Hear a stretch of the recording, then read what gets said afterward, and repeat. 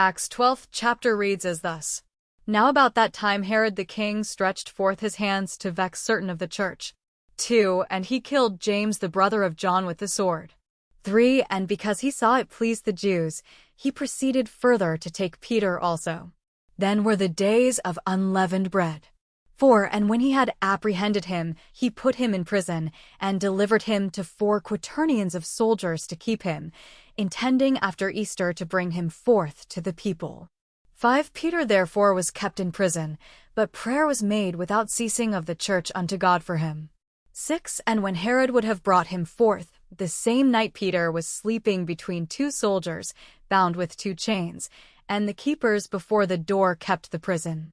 7. And behold, the angel of the Lord came upon him, and a light shined in the prison, and he smote Peter on the side, and raised him up, saying, Arise up quickly. And his chains fell off from his hands. 8. And the angel said unto him, Gird thyself, and bind on thy sandals. And so he did. And he saith unto him, Cast thy garment about thee, and follow me. 9. And he went out, and followed him, and wist not that it was true which was done by the angel, but thought he saw a vision.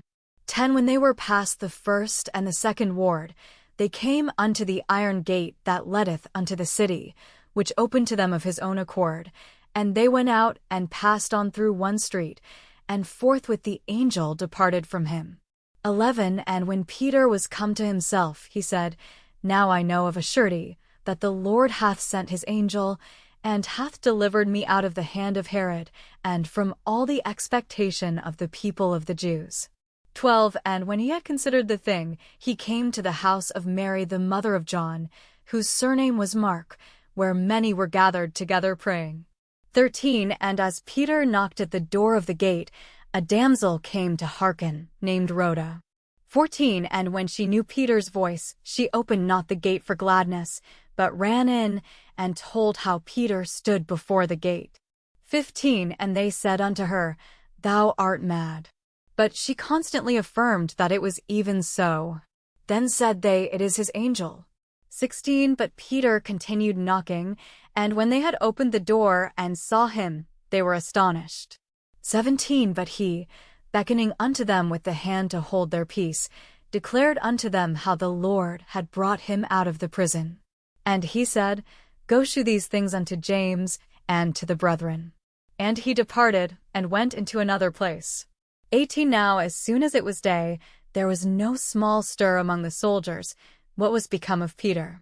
19. And when Herod had sought for him, and found him not, he examined the keepers, and commanded that they should be put to death. And he went down from Judea to Caesarea, and there abode. 20. And Herod was highly displeased with them of Tyre and Sidon, but they came with one accord to him, and, having made Blastus the king's chamberlain their friend, desired peace, because their country was nourished by the king's country.